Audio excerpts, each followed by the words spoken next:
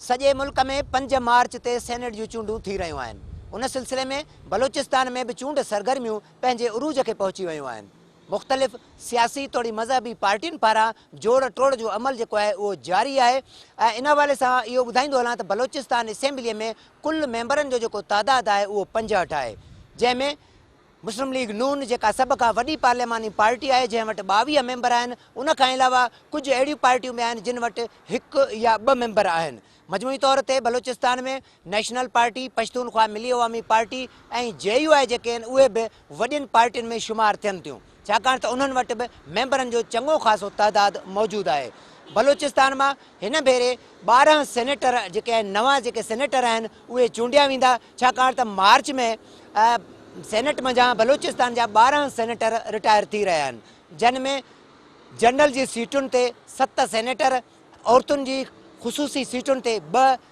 Technocrat ऐं आलिमनि जी सीटुनि ते 2 ऐं जॾहिं त अक़लियतनि लाइ बि 1 सीट मख़सूस आहे। मजमूई तौर ते हिन वक़्त ताईं सूबाई इलेक्शन कमीशन वटि 42 उम्मीदवारनि पंहिंजा जेके चूंड काग़ज़ आहिनि उहे जमा कराया, जेतोणीकि उन खां अॻु 57 मेंबरनि जेको आहे उहो पंहिंजा चूंड फार्म जेके आहिनि उहे इलेक्शन कमीशन खां वसूल कया हुआ। गॾोगॾु मां इहो ॿुधाईंदो हलां त पूरे बलोचिस्तान में मुख़्तलिफ़ सियासी पार्टियुनि पारां जेको जोड़ टोड़ जो अमल आहे उहो जारी आहे। हर पार्टी जी इहा ख़्वाहिश आहे त हू वधि खां वधि जेके पंहिंजे उम्मीदवार आहिनि उन्हनि खे कामयाबु कराए सघिजे। इन सिलसिले में 5 मार्च ते हे जेको बलोचिस्तान असेंबली जेके मुंहिंजे पोयों यकीनन नज़र ईंदी हूंदी, उहा सेनेट चूंडुनि लाइ इलेक्टोरल कॉलेज आहे, जिते 5 मार्च ते बलोचिस्तान मां 12 सेनेटर चूंडिया वेंदा, जंहिं लाइ 65 असेंबली मेंबर जेके आहिनि उहे पंहिंजे वोट जो हक़ इस्तेमालु कंदा। नाज़रीन, हीअ असांजो जेको कोयटा टाइम प्रोग्राम आहे, इन प्रोग्राम में असांजो मौज़ू जेको आहे उहो आहे सेनेट जूं चूंडूं। असीं कोशिशि कंदासीं त पंहिंजे हिन प्रोग्राम में वधि खां वधि सियासी पार्टियुनि सां मुलाक़ातूं, उन्हनि जे अॻुवाणनि सां मुलाक़ातूं करे सघूं, जीअं असांखे इहा ॼाण मिली सघे त मुख़्तलिफ़ पार्टियुनि पारां कहिड़ी हिकमत अमली अख़्तियार कई वई आहे जीअं सेनेट जी चूंडुनि में पंहिंजे उम्मीदवारनि खे कामयाबु कराए सघनि। उन सिलसिले में असीं बाज़ाब्ता मुख़्तलिफ़ पार्टियुनि जा जेके अॻुवान आहिनि उन्हनि सां मुलाक़ातूं करे ऐं वधीक ॼाण हासिलु कंदासीं। जी नाज़रीन, हिन वक़्तु असीं पश्तूनख्वा मिली अवामी पार्टी जी मरकज़ी सेक्रेटरीट में मौजूदु आहियूं, जिते असां सां गॾु सेनेटर रऊफ़ लाला बि मौजूदु आहे, जेको मार्च में सेनेट मां रिटायर थी रहियो आहे। असीं कोशिशि कंदासीं त रऊफ़ लाला खां संदन पार्टी पारां सेनेट चूंडुनि जे हवाले सां हिकमत अमली या मनसूबाबंदी जेका हू ठाहे रहिया आहिनि त हू कहिड़ी तरह पंहिंजी पार्टी जे उम्मीदवारनि खे कामयाबु कराइण जूं कोशिशूं कंदा। रऊफ़ साहब, इस वक्त बलूचिस्तान असेंबली में पश्तूनख्वा मिली अवामी पार्टी के पास 14 अराकीन हैं, और आपकी क्या हिकमत अमली है कि पश्तूनख्वा मिली अवामी पार्टी सेनेट के इंतखाबात में कितनी नशस्तें हासिल कर सकती है, या आपकी किसके साथ जो है वो जोड़ तोड़ के हवाले से या इत्तेहाद के हवाले से बातचीत चल रही है? जैसे कि आपको बेहतर तौर पे मालूम है कि मौजूदा सूबाई इलेक्शन जब हुए उसमें पश्तूनख्वा मिली अवामी पार्टी इस सूबे की सबसे बड़ी पार्टी थी, और इस वक्त पश्तूनख्वा मिली अवामी पार्टी के पास 14 सूबाई अरकान असम्बली हैं। और चूँकि अब पहली दफ़ा उस हवाले से, पिछले दफ़ा हमारी बाइकाट हुई थी इंतखाबात के हवाले से, तो जब मैं मुंतखब हुआ उस वक्त यहाँ पे ये सीट जो थी मोहम्मद खान शेरानी ने कौमी असम्बली के इलेक्शन पे चले गए और ये सीट खाली हुई, तो मैं 15 महीनों के लिए मैं सेनेट में गया। अब पहली दफ़ा उस हवाले से हम इस इलेक्शन में हिस्सा ले रहे हैं।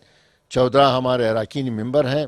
और इसमें हमने 2 जनरल सीट्स पे, 1 टेक्नोक्रेट्स पे, और उसके अलावा हमने ख़वातीन के हवाले से भी और अक़लियत के हवाले से भी हमने एक नाम यहाँ पे रखा है, जिसमें हमारे यहाँ के हमारे सूबाई सदर उस्मान खान काकड़, उन्हें पार्टी ने टिकट दी है, और साथ ही सदर आज़म मूसा खेल जो कि हमारे सीनियर वाइस प्रेसिडेंट हैं, उनको पार्टी ने टिकट दी है। और इसके बाद जो टेक्नोक्रेट्स के हवाले से हैं, डॉक्टर अब्दुल मनाफ तरीन जो हमारे पार्टी के हमेशा साथी रहे हैं, अब वो रिटायर है डॉक्टरी से, उनका नाम रखा गया है। और साथ ही हमारी एक ख़ातून है जो कि साई कमाल ख़ान शेरानी की बहू है, बुशरा साहिबा वो है, और रोशन ब्रोचा जो है उसको हमने अक़लियत की सीट पे मुंतखब किया है। जैसे कि आपको बेहतर मालूम है कि यहाँ पे जनरल के लिए 9 सीटें, 9 नंबर चाहिए,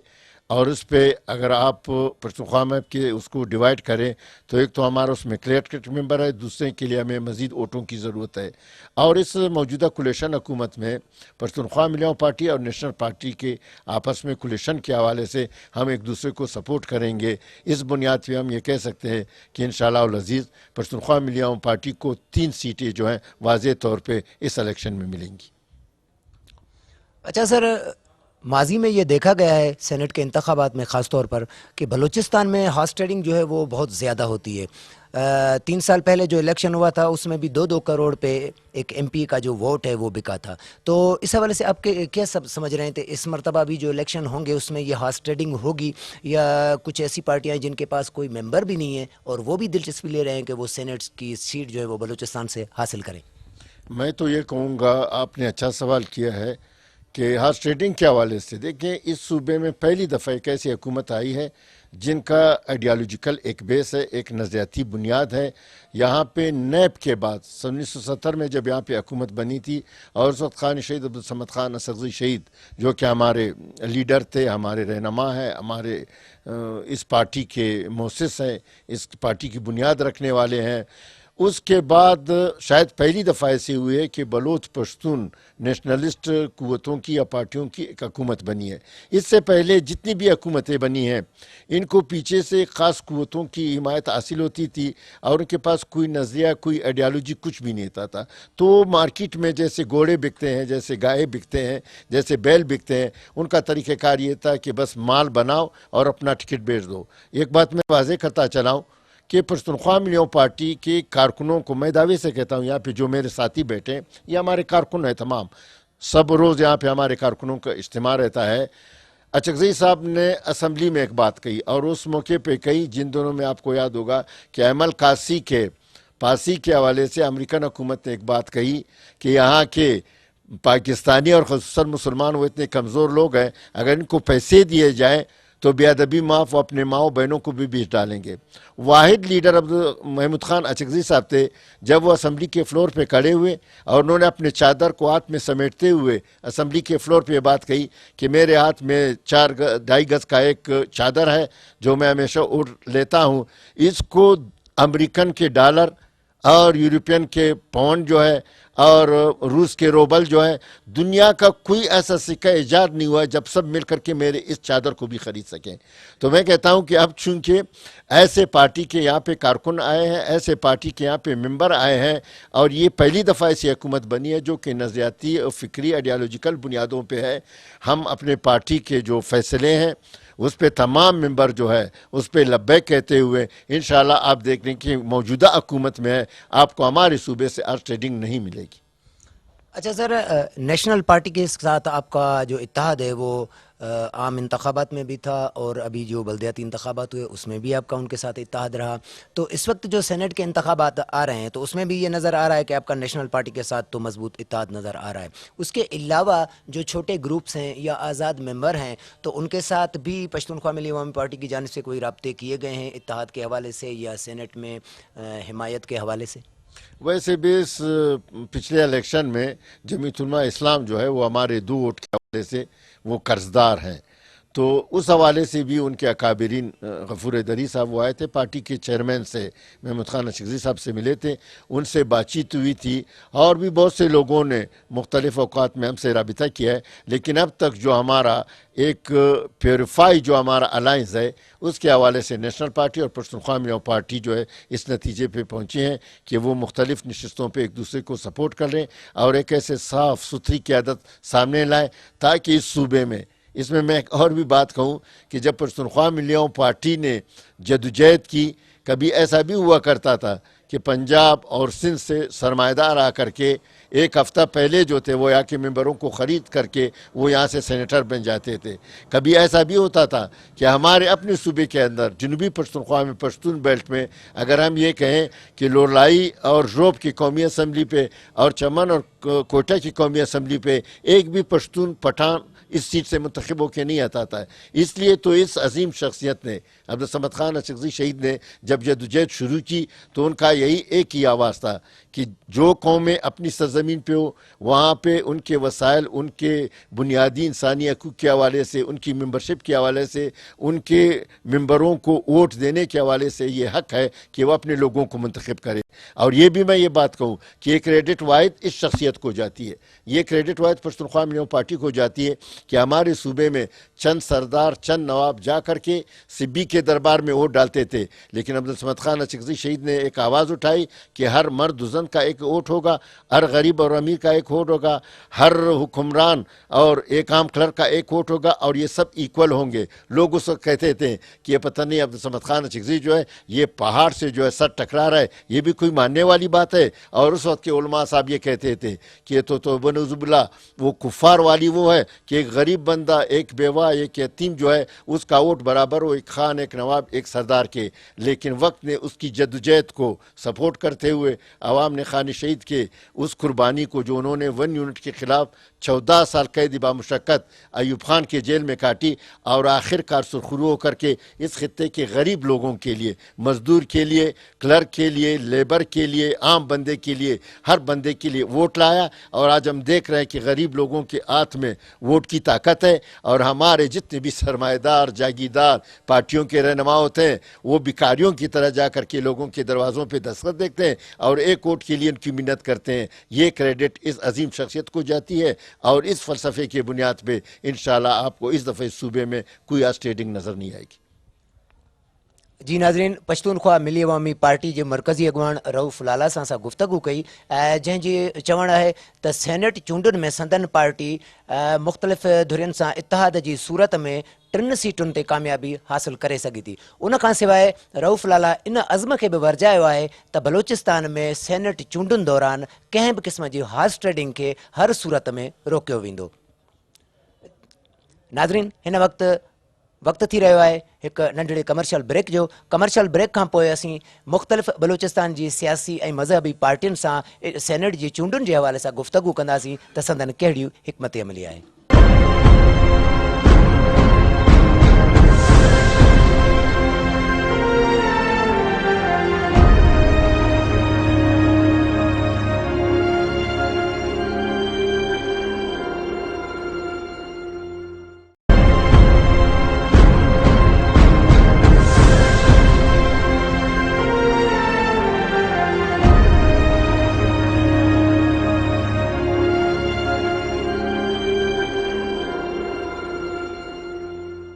जी नाज़रीन, मुस्लिम लीग नून बलोचिस्तान में सब खां वॾी पार्लियामानी पार्टी आहे। बलूचिस्तान असेंबली में हिन वक़्तु बि मुस्लिम लीग नून जा 22 मेंबर मौजूदु आहिनि। उन खां अलावा मुस्लिम लीग काफ़ सां बि संदन जेको इतिहाद आहे उहो बरक़रार आहे।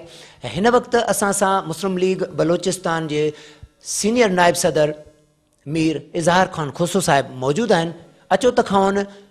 गुफ़्तगू कयूं त सेनेट जे चूंडुनि जे हवाले सां मुस्लिम लीग नून पारां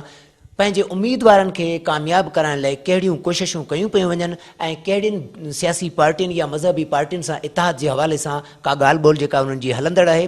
मीर साहब, मुस्लिम लीग नून हिते बेशक वॾी पार्टी आहे बलूचिस्तान अंदरि, 22 उन्हनि जा मेंबर आहिनि ऐं उन खां अलावा पंहिंजा वधीक इतिहादी बि पैदा करे सघनि था। तव्हां छा था सम्झो त मुस्लिम लीग नून सेनेट जी चूंडुनि में केतिरे क़दुरु कामयाबी हासिल करे सघे थी?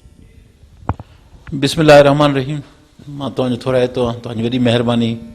सिंध टी वी वारनि जी कि असांखे ईंदा हो और असां वटि असांजे इलाइक़े असांजे माण्हुनि असांजे सिंधी भाइरनि जे लाइ तव्हांजी वॾी महिरबानी। इहा अॼुकल्ह इहे चूंडियूं थियनि पियूं जेकी सेनेट जूं, सेनेट असांजो वॾो अदारो आहे। ईअं 65 जेके असांजा मेंबर आहिनि सभिनि खे बराबरी जी बुनियाद ते खणी करे सेनेट में चूंडिबो आहे और हितां इहे अगरि नुमाइंदा थी वञनि त उते असां बलूचिस्तान जी आवाज़ बुलंद करे सघनि था, असांजी आवाज़ उते पहुचाए सघनि था। इन में असांजे PMLN पाकिस्तान मुस्लिम लीग नून मियां नवाज़ शरीफ़ साहब जंहिं कैंडिडेटनि खे अनाउंस कयो आहे उन में मीर नेमतुल्लाह ख़ान ज़हरी, आगा शहबाज़ दुरानी साहब, मंदू खेल साहब आहिनि, सरदार याकूब ख़ान नासिर साहब आहिनि, बेगम कलसूम आहे असांजी ख़वातीन जी, दिनेश आहे असांजो पंहिंजो अक़लियत जो। त इंशाअल्लाह ताला असां सभई जेकी असांजी कोलिशन गवर्नमेंट आहे उन में असां सां गॾु पख्तूनख्वा मैप आहे, नेशनल पार्टी आहे, या असां जमीयत उलमा इस्लाम आहे, इंडिपेंडेंट, सरदार अख्तर मेंगल, BNP मेंगल आहे, सभु असां गॾु थी करे इंशाअल्लाह ताला जेके इंडिपेंडेंट असांजा संगत बि आहिनि उन में गॾु थी करे त असां पंहिंजी अक्सरियत सां सेनेटर आनींदासीं। कुझु असांजा उहे दोस्त आनींदा, कुझु असां आनींदासीं। इन में मुस्लिम लीग काफ़ आहे असां सां गॾु, उहा बि असां गॾु आहे। जेकी बि असां कोलिशन गवर्नमेंट आहे, गॾु थी करे पाण में सेनेटर आणींदासीं ऐं इन जो फ़ाइदो थींदो असांजे बलूचिस्तान खे। जेके उते जी ॻाल्हि कबी, बलूचिस्तान जे लाइ ॻाल्हि कबी, और इन में असांजे बलूचिस्तान खे फ़ाइदो थींदो। तो इंशाअल्लाह ताला ही चूंडियूं थींदियूं। इन में जेके बि असां उन पार्टी सां गॾु, असां पंहिंजी पार्टी सां गॾु, और जेको मियां नवाज़ शरीफ़ साहिबु जंहिंखे बि नॉमिनेट कया आहिनि उहे असांजा कैंडिडेट हूंदा इंशाअल्लाह ताला। उहे हितां खटे करे असांजे अवाम जी, असांजे इलाइक़े जी, असांजे बलूचिस्तान जी, असांजी सूबे जी आवाज़ बुलंद कंदा उते, और हिन सूबे खे उन में फ़ाइदो थींदो। तव्हांजी वॾी वॾी महिरबानी, गुड थैंक। अच्छा मीर साहब, सेनेट चूंडुनि दौरान हार्स ट्रेडिंग भी थींदी आहे, पैसनि एवज़ बि वोट विकामदा आहिनि। वरी ख़ासि तौर ते बलूचिस्तान हिकु अहिड़ो सूबो आहे जिते इन हवाले सां वधीक हार्स ट्रेडिंग थिए थी। गुज़िरियल जेका 3 साल अॻु इलेक्शन थी उन में बि इहे इतला मिली रहिया त 2 करोड़ में बि हिकु MP जो वोट विकामी रहियो आहे। हिन वक़्तु बि पार्टियूं मैदान में लथल आहिनि। कुझु अहिड़ियूं पार्टियूं बि आहिनि जिन वटि को बि बलूचिस्तान असेंबली में मेंबर न आहे, पर उन बावजूद बि उन्हनि जी ख़्वाहिश आहे त हितां हू सेनेट जी सीट हासिलु कनि। जीअं पीपल्स पार्टी आहे या कुझु ॿियूं धुरियूं आहिनि। कुझु माण्हू आज़ादु हैसियत में अचनि पिया ऐं उहे सिर्फ़ु इन बेस ते अचनि पिया त हू कंहिं न कंहिं तरीक़े सां हार्स ट्रेडिंग करे पंहिंजे पैसे जो जेको माया जो इस्तेमालु आहे उहो करे ऐं सेनेट जी सीट हासिलु कंदा। इन हवाले सां मुस्लिम लीग नून इन हार्स ट्रेडिंग खे रोकण जे लाइ कहिड़ा क़दम खणंदी त जीअं हार्स ट्रेडिंग न थिए ऐं विकाऊ माल वारो जेको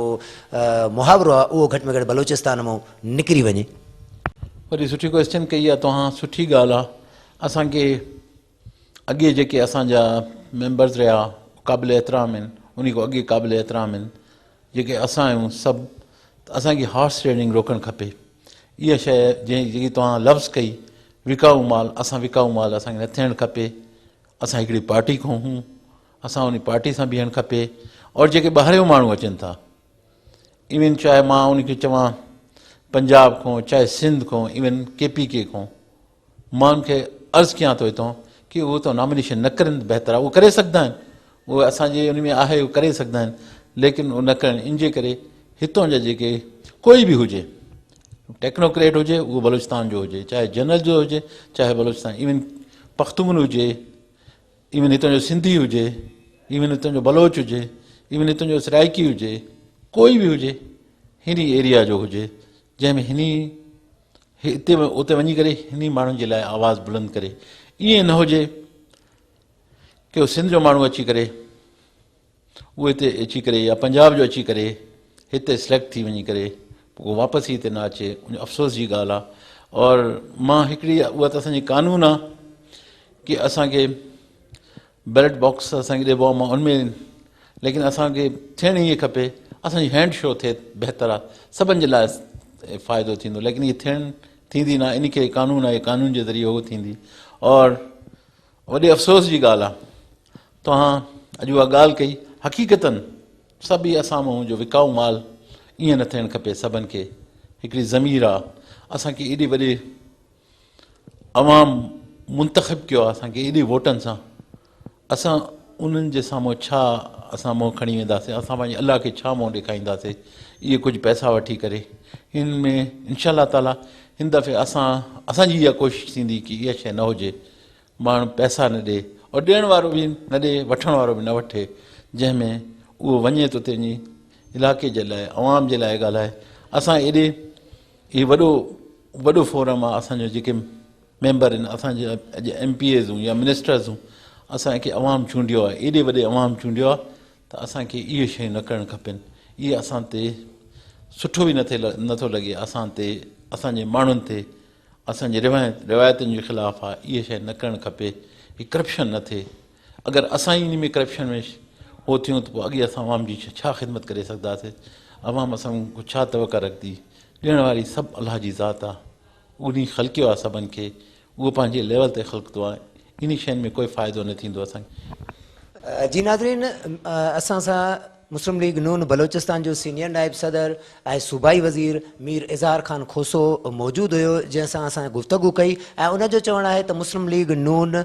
पंहिंजी जेकी फितरी इतिहादी मुस्लिम लीग काफ़ जेका बलोचिस्तान में साणनि इतिहादी आहे ऐं उनखां अलावा संदनि इहा बि कोशिशि आहे त हू घटि में घटि JUI सां इतिहाद कनि, उनखां अलावा BNP मैंगल सां बि पंहिंजो जेको इतिहाद आहे उहो मज़बूत कनि, जीअं सेनेट जे चूंडुनि में जेको आहे संदनि पार्टी खे उनजा जेके उम्मीदवार आहिनि उहे भरपूर नमूने सां कामयाबु थियनि। ऐं गॾोगॾु इहो ॾुख जो इज़हार बि कयो त डेरा मुराद जमाली या सिबी डिवीज़न मां जेकॾहिं को सेनेट जो उम्मीदवार आंदो वञे हा त उन्हनि इलाइक़नि मां बि अहसास महरूमी पैदा न थिए हा, छाकाणि त उन्हनि ॿिन्ही डिवीज़नुनि मां लॻभॻि कंहिं बि पार्टी पारां को सेनेट जो उम्मीदवार न आंदो वियो आहे। नाज़रीन, हिन वक़्तु थिए पियो हिकु नंढड़े कमर्शियल ब्रेक जो, ऐं कमर्शियल ब्रेक खां पोइ असीं कोशिशि कंदासीं त बलूचिस्तान जी कंहिं न कंहिं मुख़्तलिफ़ सियासी पार्टी या मज़हबी पार्टी जे जेके हेड आहे उन्हनि सां सेनेट जे इलेक्शन जे हवाले सां ॻाल्हि ॿोल।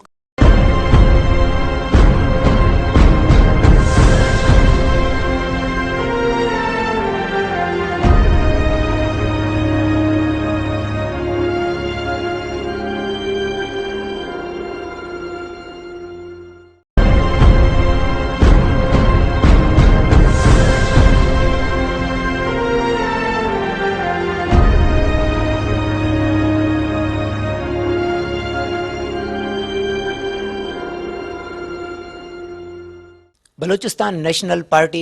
जेका बलूचिस्तान में हिकु ठाहूकी अहमियत रखे थी, कोयटा समेत बलूचिस्तान जे मुख़्तलिफ़ इलाइक़नि में पार्टी खे जेका मक़बूलियत हासिलु आहे, जेतोणीकि 11 मई 2013 जी चूंडुनि में बलूचिस्तान नेशनल पार्टी पूरे सूबे मां सिर्फ़ु 2 सूबाई जूं सीटूं हासिलु करे सघी ऐं उन्हनि चूंड जेके नतीजा आया उन्हनि खे बलूचिस्तान नेशनल पार्टी पारां मुकमिल तौर ते रद्द कयो वियो। उनखां सवाइ ताज़ो जेका बलूचिस्तान में मकानी इदारनि जी चूंड थी आहे उन्हनि चूंडुनि ते बि BNP पारां जेके तहफ़ुज़ात जो इज़हार कयो वियो ऐं हाणे जेका बलूचिस्तान समेत पूरे मुल्क में जेके सेनेट जी चूंडूं थी रहियूं आहिनि उन्हनि सेनेट जी चूंडुनि जे लाइ ॾिसणो इहो आहे त बलूचिस्तान नेशनल पार्टी पारां कहिड़ी हिकमत अमली जेका आहे उहा अख़्तियार कई पई वञे। हिन वक़्तु असां सां मौजूदु आहे बलूचिस्तान नेशनल पार्टी जो मरकज़ी chief organiser doctor Jahanzeb Jamaldini, जेको बलूचिस्तान नेशनल पार्टी पारां सेनेट में उम्मीदवार बि आहे। असीं साण सां गुफ़्तगू करे इहो मालूम कंदासीं त हिते BNP पारां सेनेट जे लाइ कहिड़ी हिकमत अमली जोड़ी वई है। डॉक्टर साहब, इस वक्त जो आपके पास सिर्फ 2 मेंबर हैं बलूचिस्तान असेंबली में, जबकि जनरल की एक निशस्त के लिए भी कम से कम 9 वोट चाहिए हैं, तो आपके पास इसके लिए क्या हिकमत अमली है कि आप सेनेट में किस तरह पहुंचेंगे? सबसे पहले तो शुक्रिया, आपने मुझे मौका दिया कि मैं इस मौके पे जो है ना आपसे और आपके जो है ना चैनल के तवज्जुह से जो है ना यहाँ पे पूरे पाकिस्तान से मुखातिब हूँ। पहली बात तो ये है, देखें बुनियादी तौर पे ये है कि हमारी मैंडेट पिछले इलेक्शन में छीनी गई, वो तो सबको पता है, कौमी असम्बली से लेकर सूबाई असम्बली तक। लेकिन हम पे अक्सर इल्ज़ाम लगाते रहे हैं कि ये सख्तगीर पार्टी है, ये जमहूरियत पे यकीन नहीं रखती, ये पार्लिमानी सियासत से दूर रहना चाहती है। तो हमने इन तमाम चीज़ों को रद्द किया, इलेक्शन में बाकायदगी से हिस्सा लिया। हिस्सा लेने के बाद जो है हमारी मैंडेट छीनने के बाद भी हम 2 वोटों के साथ असम्बली में बैठे रहे। कौमी असम्बली की सीट जो हम जीत चुके थे रऊफ मैंगल साहब की, वो भी जब बज़ोर शमशीर हमसे जो है ना छीना गया, और आज तक जो है ना कोर्ट कचहरीज इस बारे में खामोश है। उस केस को जो है ना सुप्रीम कोर्ट में एज सच सेट असाइड करते हैं, उसी तरह रखा गया, उसे आगे लेके नहीं जा रहे। अब जहाँ तक रही 2 सीटों के साथ हमें इलेक्शन लड़ने की, पहली बात तो यह है कि मुझे यकीन है और मुझे यकीन कामिल है कि ये 2 सीटों के तवज्जुह से बलूचिस्तान नेशनल पार्टी की क़यादत, ख़ुसूसन सरदार अताउल्लाह मेंगर, सरदार अख्तर जान मेंगर, और पार्टी की जो है ना एक डिसिप्लिन पार्टी होने के नाते, नज़रियाती पार्टी होने के नाते, हम जो है ना हर उस वोट को अट्रैक्ट करेंगे अपनी तरफ जो कौमी जमहूरी सियासत पर यकीन रखते हों और जो है ना जमहूरियत को परवान चढ़ाना चाहते हों, और जो इस तरह के लोग जो बलूचिस्तान के और मुल्क की हालात को ठीक करने की डगर पर ले जाने की सलाहियत रखते हो। इसकी इब्तिदा आज मतलब मैं आप ये समझिए कि आधे घंटे पहले जो है ना हो चुका। अवामी नेशनल पार्टी ने बाकायदगी से बलूचिस्तान नेशनल पार्टी का साथ देने का ऐलान किया, बल्कि जो है ना उन्होंने यहाँ तक कहा कि मैं डॉक्टर जहांज़ेब की हैसियत में BNP और ANP का मुश्तरका उम्मीदवार हूँ। ये उनकी बसीरत थी, ये उनकी दूरंदेशी थी, ये बादशाह खान की सियासत की जो है ना नज़ीर थी, एक जो है ना प्रेसिडेंस थी जो आज उन्होंने दिखाया। نہایت ہی قابل قدر ہے، جسے میں اپریشیٹ کرتا ہوں. یہ اس کی ابتدا ہو چکی ہے. اسی طرح دیگر سیاسی جماعتوں کے لوگ ہیں جو جمہوریت پہ یقین رکھتے ہیں، بلوچستان کی وحدت اور اس کی جو ہے نا جغرافیہ اور اس کی جو ہے نا زیر زمین دولت اور جو سمندری وسائل کو بچانے کی خاطر انشاءاللہ مجھے پتہ ہے کہ وہ ہمارا ساتھ دیں گے، اور بلا خوف و جھجک بغیر کسی جو ہے نا مالی فوائد کے انشاءاللہ ہمارے ساتھ آئیں گے. اور ویسے بھی ہمارے پاس جو ہے اس طرح کی جو ہے مثالیں موجود ہیں کہ 2 سیٹوں کے ساتھ ہم سینٹ میں اکثر جاتے رہے، بلکہ 2 بار گئے ہیں. تو یہ جو ہے نا بلوچستان نیشنل پارٹی کی جو نظریاتی فکر اور فلسفے اور سعادت اللہ مینگل کی دور اندیشانہ سیاست کی بدولت ہے، جو انشاءاللہ جو ہے نا ہمارے قوم کو نصیب ہوگی. اب حکمت عملی کی ترتیب یہ ہے کہ ہم قومی جمہوری پارٹیوں کے ساتھ، جمہوری پارٹیوں کے ساتھ، بلکہ جو ہے نا دینی پارٹیوں کے ساتھ سب سے رابطے میں ہیں. اور ہماری کوشش یہ ہے کہ یہاں پہ جو ہے نا جو پیسہ لے کے یہاں کی سیٹیں لے کے جاتے ہیں اس کے بعد غائب ہو جاتے ہیں، یہاں کے لوگ اسے دیکھنے کے لیے ترستے ہیں، تو ان کی جو ہے نا اس سیاست کو جو ہے نا ہم کمزور کریں، ضعیف کریں، بلکہ نیست کرنے کی کوشش کریں. اور اس فکر و فلسفے کے توسط قومی جمہوری پارٹی کے ساتھ ساتھ دینی پارٹی اور دیگر جماعتوں کے ساتھ ہم مل کر ایک ایسا اتحاد بنائیں گے کہ ایک تو یہ کہ ان کا مقابلہ کرنے کی کوشش کریں گے. دوسری ہماری کوشش یہ ہوگی کہ کچھ ایسے لوگ وہاں پہ ہم بیچیں جو کچھ کہہ بھی سکیں، کچھ بول بھی سکیں، کچھ اپنے وحدت کی بنیادی استحکام کے لیے کچھ کام کر سکیں. اس فکر کے توسط سے میرے خیال میں جو ہے نا مجھے اور میرے دوستوں کو انشاءاللہ کامیابی ہوگی. اور میرے پارٹی کی جو ہے نا سب سے میرے پاس اثاثہ جو ہے میری پارٹی ہے، اور پارٹی کے ساتھ اثاثہ اس کی فکر اور نظریہ ہے جس پہ یہ کاربند ہے. ہمارے ہاں جو ہے نا ہینکی پینکی نہیں، ہم کبھی بھی جو ہے نا اپنے فکر و فلسفے سے اٹے نہیں اور نہ اٹنے کی کوشش کریں گے. جمہوری سیاست پہ ہمارا یقین ہے، پارلیمانی سیاست بھی اس کا حصہ ہے، لیکن اس میں سب سے اہم چیز یہ ہے کہ میرے بلوچستان کی جغرافیہ، اس کے لوگوں کی فلاح و بہبود، اور اسی طرح جب میں اپنے بلوچستان سے اور اپنے جو ہے نا بلوچستان کے فکر یا اس کے لوگوں سے محبت کرتا ہوں، مجھے سندھی دھرتی سے بھی محبت ہے، اس کے لوگوں سے بھی محبت ہے، خیبر پختونخوا کے اپنے بھائیوں سے ان کے بنیادی مسائل حل کرنے کی صحیح کروں گا، پنجاب کے غریب لوگوں سے مجھے محبت ہے. نفرت کی سیاست بی این پی میں ہے نہیں، محبت کی سیاست، ایک با اخلاق سیاسی جماعت کی حیثیت میں ہم لوگوں کو اٹریکٹ کرنے کی کوشش کریں گے. اچھا سر، سینٹ کے انتخابات جب بھی ہوتے ہیں تو اس میں پیسے کی ریل پہ زیادہ چلتی ہے، خاص طور پہ بلوچستان میں دوسرے صوبوں سے زیادہ، شاید اس لیے کہ یہاں کم ووٹ خریدنے پڑتے ہیں. تو یہ جو ہارس ٹریڈنگ ہو رہی ہے، اس ہارس ٹریڈنگ کو کیا سمجھتے ہیں کہ یہ الیکشن کمیشن روک سکے گی، یا یہاں کی سیاسی پارٹیوں میں اس طرح کی ول ہے کہ وہ اس چیز کو روکنے کے لیے مشترکہ کریں کہ کم سے کم یہ جو بکاؤ مال والی سیاست ہے وہ بلوچستان سے کم ختم ہو جائے؟ بدبختی ہے میرے صوبے کی یا میرے صوبے کے عوام کی کہ جو ہے نا یہاں پہ سینٹ کے اور دیگر جو ہے نا طریقے سے ووٹ خرید کے جو ہے نا اسمبلیوں میں جاتے ہیں اور پھر وہاں پہ سوتے رہتے ہیں، اور جب نیکسٹ الیکشنز آتے ہیں اس کے بعد پھر ابھر آتے ہیں یہاں پہ جو ہے نا پیسہ بانٹ کے جو ہے نا ووٹ خریدتے ہیں. تو اس طرح کے لوگ کافی موجود ہیں. اس وقت بھی آپ نے دیکھے ہوں گے، پچھلے اسمبلیز میں دیکھے ہوں گے، جنہوں نے ایک بات بھی نہ بلوچستان کے لیے کی، نہ پاکستان کے پورے وحدت کے لیے کی، نہ یہاں پہ اقتصادیات اور سیاسیات کے بارے میں کی، لیکن اکثر و بیشتر جو ہے نا وہ ووٹ پیسوں سے خرید کے جہاں پہ وہاں پہ بھرا جمع ہوتے ہیں. تو میری کوشش یہ ہے کہ اس وقت بھی کچھ لوگ جو ہے نا بڑے بڑے جو ہے نا بوریاں پیسوں کے لے کے آئے ہیں یہاں پہ، ان کی کوشش ہے کہ ہم ووٹ خرید کے جو ہے نا اسمبلیوں میں جائیں. ہم رکاوٹ بننے کی یقیناً کوشش کریں گے اپنے دوستوں کے ساتھ، ساتھیوں کے ساتھ، میڈیا کے توسط سے یا دیگر ذرائع استعمال کرتے ہوئے ہم انہیں ڈسکریج کرنے کی کوشش کریں گے. لیکن اس کا بنیادی فکر اور فلسفہ یہ تو نہیں ہے کہ میں اسے بزور شمشیر ختم نہیں کر سکتا. یہ تو اسٹیٹ اور اس کے اداروں کا کام ہے. اسٹیٹ کے ادارے اس طرح کے لوگوں کو جو ہے نا اس کا تدارک کریں. آپ کی جوڈیشری کر لے، آپ کی الیکشن کمیشن کرے. جب الیکشن کمیشن خاموش ہوگا اور آپ کے جو ہے نا جوڈیشری بالکل خاموش ہوگی، اور یا دیگر ادارے آپ کے پاس ہوں گے، آپ کے جو ہے نا اساس ادارے اکثر دوسرے جتنے بھی اعمال ہوتے ہیں ان میں بڑے ایکٹیو ہوتے ہیں، اس بارے میں ایکٹیویٹی ان کی کچھ نہیں ہوتی، بلکہ وہ پرورش کرواتے ہیں اس طرح کی. افسوسناک ہے. اسے جو ہے نا ہم یقیناً جو ہے ڈسکریج کرنا چاہیں گے، آج بھی آئندہ بھی. لیکن یہ کہ یہ ایک رسم بنی ہوئی ہے، کم ہونے کے لیے جو ہے نا کچھ تدابیر ہونی چاہیے جس میں ہم بھی ان کا ساتھ دیں گے. بعض سیاسی جماعتیں اس کا ادراک کر چکی ہیں اور اسے کنڈم بھی کر چکے ہیں، مطلب انہوں نے بزور مطلب بلکہ جو ہے نا پریس اور جو ہے نا میڈیا کے توسط سے جو ہے نا یہ چیزیں آگے لا چکے ہیں. ہم بھی اسے لا رہے ہیں، آپ کے توسط سے، دیگر ذرائع کے توسط سے لائیں گے. اور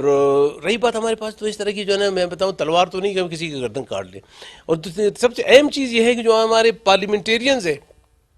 کم از کم وہ اپنے کو عورس بنانے کی کوشش نہ کریں. برائے خرید جو ہے نا کہ میں برائے خرید ہوں، مطلب فروخت ہوں، برائے فروخت اپنے کو جو ہے نا وہ پیش نہ کریں. उनमें जो है ना एक फिक्र होनी चाहिए कि वो पार्लियामेंट के मेंबर है, पार्लियामेंटेरियन दुनिया में जो उनकी एक इज्जत होती है, एहतराम होता है, उनका एक जो है ना अजीब, मतलब आप अंदाज़ा नहीं कर सकते जो एहतराम उन्हें वहाँ पे मिलती है, हमारे मुल्क में यकीनन होती होगी, लेकिन यहाँ पे अगर कोई पार्लियामेंटेरियन जो है ना 5 टकों के लिए बिक जाती है तो फिर जो है ना मुल्की वकार और उसके अपना वकार तो वैसे होता ही नहीं है, लेकिन मुल्की वकार को दाव पे लगा लेते हैं। तो इसके लिए जितने भी हमारे पास ज़राए होंगे, जमहूरी ज़राए जितने भी होंगे, हम उन्हें इस्तेमाल करते हुए इसका तदारुक करने की कोशिश करेंगे।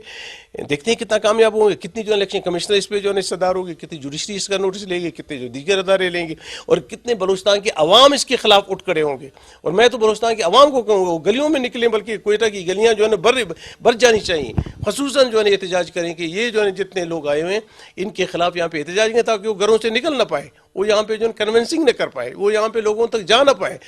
हमारे लोग इस तरह के हैं जिनके पास जो है ना प्रपोजर और सेकेंडर ना हो, वो ये भी खरीद चुके हैं। तो इसके अलावा बदबख्ती हो जाए, बदनसीबी इस कौम की क्या होगी, मुस्तकबिल क्या होगा। तो मैं ये कहूँगा कि अच्छे अच्छे शाइस्ता लोगों को जो है आगे ले जाया जाए। अब आप अंदाज़ा करें, आज अवामी नेशनल पार्टी ने ओपनली पूरे प्रेस के सामने ये पेश की, बल्कि सबको बताया अखबारी बयान के तौर से हमारे, कि मैं बलूचिस्तान नेशनल पार्टी की हिमायत करता हूँ, बल्कि ये हमारे मुश्तरका उम्मीदवार है। ये होती है सियासी बसीरत, ये होती है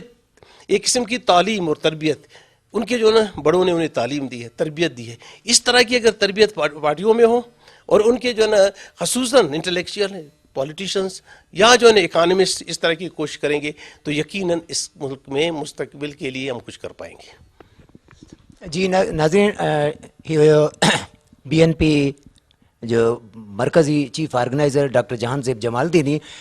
जेको सियासी पस मंज़र जेको आहे तमामु घणो तारीख़ी आहे, 30 सालनि खां वधीक अरसो हुन जो कॉम्पर्स सियासत सां सिलहाड़ियल रहियो आहे, शागिर्द सियासत खां वठी। ऐं हिन वक़्तु सेनेट में जेको उम्मीदवार आहे बलूचिस्तान नेशनल पार्टी पारां, जेतोणीकि उन्हनि वटि वोटनि जो जेको तइदाद आहे उहो तमामु थोरो आहे, पर उन बावजूदि संदसि महिनत या जेका कोशिश जिदोजहद आहे उहा बहरहाल जारी आहे। मजमूई तौर ते BNP पारां जेके आम चूंडुनि में या मकानी इदारनि जी चूंडुनि दौरान इहे मौक़िफ़ अख़्तियार कयो वियो त खेनि दीवार सां लॻाइण जी कोशिशि कई वञे थी। जेकॾहिं ईअं ई आहे ऐं खेनि दीवार सां लॻाइण जी कोशिशि कई वई त उन जा यकीनन बलूचिस्तान जी सियासत ते नाकारी असर पवंदा। नाज़रीन, 5 मार्च ते बलूचिस्तान समेत पूरे मुल्क में सेनेट जूं चूंडूं थी रहियूं आहिनि। उन सिलसिले में इलेक्शन कमीशन जो सेनेट चूंडुनि दौरान बि अहम किरदारु जेको आहे उहो हमेशह रहे थो। इन हवाले सां अॼु असां सां हिन प्रोग्राम में मौजूदु आहे बलूचिस्तान मां chairman election commission Balochistan Syed Sultan Bai Yazid sahab. असीं साणुसि गुफ़्तगू कंदासीं, इहो मालूम कंदासीं त सेनेट जी चूंडुनि लाइ हिते कहिड़ा इंतज़ाम कया विया आहिनि। जी सुल्तान साहब,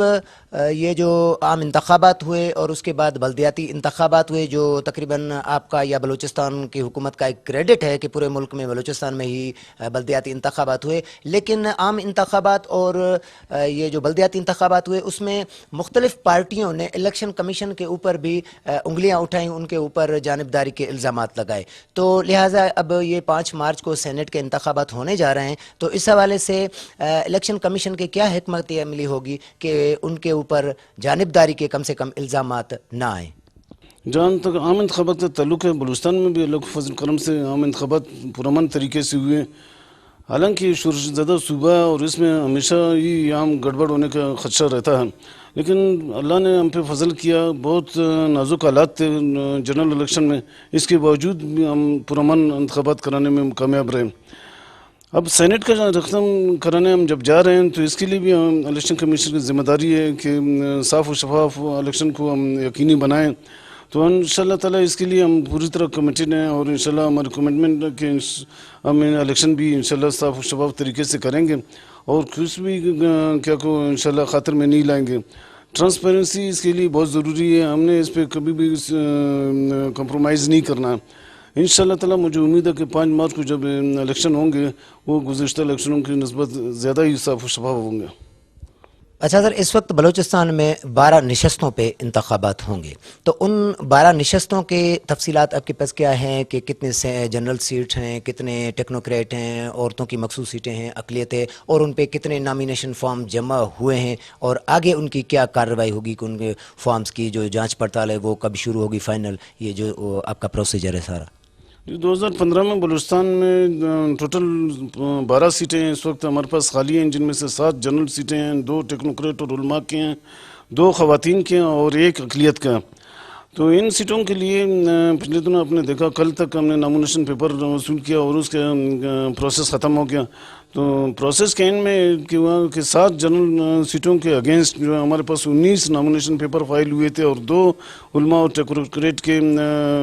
जो सीटें हैं उनके अगेंस्ट जो है 9 नामिनेशन पेपर फाइल हुए। ख़वातीन का 2 नशस्तें हैं, वहाँ पर भी 6 ख़वातीन ने अपने नामिनेशन पेपर फाइल किए और अक़लियत के 1 नशस्त के अगेंस्ट जो है 8 नामिनेशन पेपर फाइल हुए हैं कल तक। इनके इंशाल्लाह जो प्रोसेस है इसकी स्क्रूटनी का हमने मुख्तलिफ इदारों से इसकी क्लियरिफिकेशन लेने हैं कि इन उम्मीदवारों में से कोई डिफ़ॉल्टर तो नहीं है, कोई किसी और चीज़ में मुलविस तो नहीं है। तो इसके बाद जब क्लियरेंस होगी हम खुद इनकी स्क्रूटनी करेंगे पेपर्स की। स्क्रूटनी इनका 19 और 20 तारीख को इंशाल्लाह हो जाएगा और उसके बाद जो बच जाएंगे या किसी को हमारे रिजेक्शन के खिलाफ जाना है तो 23 और 24 तारीख को अपीलें फाइल होंगी, या वो बराह रास्त सिलेक्शन कमीशन में फ़ाइल करे या यहाँ मेरे पास फ़ाइल करे हमारे दफ्तर में। तो इनका अपीलों पर फैसला 24 और 25 को होगा। 28 तारीख को इंशाल्लाह ताला इनकी जो विड्रावल है, यानी उनको वापस ले सकते हैं अपने नॉमिनेशन पेपर्स जो कवरिंग कैंडिडेट्स हैं, और बाकी हम उसी दिन इंशाल्लाह ताला शाम को फाइनल लिस्ट इशू करेंगे इसका, और 5 मार्च को इंशाल्लाह ताला इलेक्शन होगा, बलूचिस्तान असम्बली में पोलिंग होगी इसकी। जी नाज़रीन, चेयरमैन इलेक्शन कमीशन बलोचिस्तान सुल्तान बाई यज़ीद असां सां गॾु हुयो ऐं उन इन अज़्म जो इज़हार कयो आहे त सेनेट जूं जेके चूंडूं 5 मार्च ते थी रहियूं आहिनि उन में इलेक्शन कमीशन जी भरपूर कोशिशि हूंदी त हीअ इलेक्शन जेका आहे साफ़ ऐं शिफ़ाफ़ थिए ऐं घटि में घटि माज़ी जे जेके इलेक्शन थिया आहिनि उन्हनि खां बि बहितर नमूने सां इलेक्शन थिए। उन खां अलावा हुन इन अज़्म जो बि इज़हार कयो त जेका हॉर्स ट्रेडिंग बलोचिस्तान में थिए थी उनखे रोकण लाइ बि इलेक्शन कमीशन पंहिंजो किरदारु इन हद ताईं अदा कंदी त जेकॾहिं का शिकायत या कंप्लेन कंहिं बि पर्सन पारां अचे थी त उन ते ज़रूरु कार्रवाई कई वेंदी। ऐं उन सां गॾोगॾु मां इहो बि तव्हां सां शेयर कंदो हलां त बलोचिस्तान में हिन वक़्तु जेके 12 सेनेटरनि लाइ 5 मार्च ते इलेक्शन थी रही आहे ऐं मुख़्तलिफ़ सियासी पार्टियुनि जिन जिन सां असांजी ॻाल्हि ॿोल थी सघी आहे, जिन जिन सां मुमकिन हुयो उन्हनि सां ॻाल्हि ॿोल करण जो, उन्हनि सां असां ॻाल्हि ॿोल कई ऐं उन्हनि तक़रीबन सियासी पार्टियुनि जो बि इहो मौक़िफ़ आहे त बलोचिस्तान ते जेको हॉर्स ट्रेडिंग जो जेको बदनुमा दाग़ आहे उनखे धोइण लाइ हू भरपूर कोशिशि कंदा ऐं उन हॉर्स ट्रेडिंग खे रोक जी जेका रस्ता रोक आहे उहा कई वेंदी। इन सां गॾोगॾु जेके ख़ासि तौर ते मेंबरनि जी जेको विकिरो ऐं ख़रीद थिए थो उन जी मज़म्मत असेंबली जे मेंबरनि पारां बि कई वई आहे ऐं पार्टी जा जेके हेड आहिनि, जिन पार्टी जा जेके अॻुवान आहिनि उन्हनि पारां बि इन ते सख़्तु रद्द अमल आंदो वियो आहे त हॉर्स ट्रेडिंग कंहिं बि सूरत में न करणु ॾिनी वेंदी। ख़ासि तौर ते बलोचिस्तान खां ॿाहिरियां माण्हू जेके अचनि था ऐं हिते जीअं त 8 खां 9 वोट चेयरमैन इलेक्शन कमीशन जे मूजिबि त 8 खां 9 वोटनि ते हिकु सेनेटर चूंडिजी वञे थो, उन करे जेको आहे वोटनि जी ख़रीदो फ़रोख़्त करण में उम्मीदवार जेके आहिनि उनखे आसानी थिए थी। बहरहाल सियासी पार्टियुनि तोड़ी इलेक्शन कमीशन इन अज़्म जो वर्जाउ कयो आहे त हिन भेरे हॉर्स ट्रेडिंग जी हर सूरत में रस्ता रोक कई वेंदी। ॾिसणो इहो आहे त 5 मार्च ते हितां बलूचिस्तान मां कहिड़ा ख़ुशनसीब उम्मीदवार आहिनि जेके इलेक्शन खटी ऐं सेनेट में पहुचनि था। उन खां अलावा कोयटा टाइम प्रोग्राम जेको आहे उन जंहिंजो मक़सदु हिन भेरे इहो हुयो त असां सेनेट जी जेके चूंडूं पूरे मुल्क में थी रहियूं आहिनि, ख़ासि तौर ते बलूचिस्तान में, उनखे फोकस कयूं ऐं असां उन में इहा कोशिशि कई त सेनेट जे चूंडुनि जे हवाले सां मुख़्तलिफ़ सियासी पार्टियुनि जो जेको मौक़िफ़ आहे या उन्हनि जी जेका हिकमत अमली आहे उहा पंहिंजे नाज़रीन ताईं पहुचाए सघूं। कोयटा टाइम प्रोग्राम जे ईंदड़ प्रोग्राम ताईं पंहिंजे मेज़बान हकीम सेठार खे ॾींदा इजाज़त। अल्लाह भाई।